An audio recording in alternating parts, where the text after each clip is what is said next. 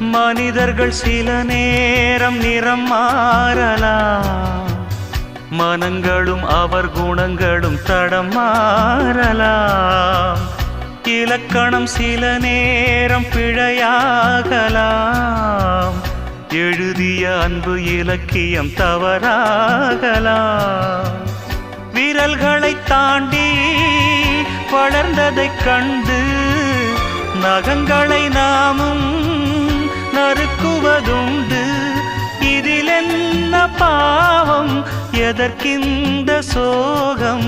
கிளியே நலம் வாழ என் நாடும் என் வாழ்த்துக்கள், தமிழ் கூறும் பல்லாண்டு என் வார்த்தைகள்.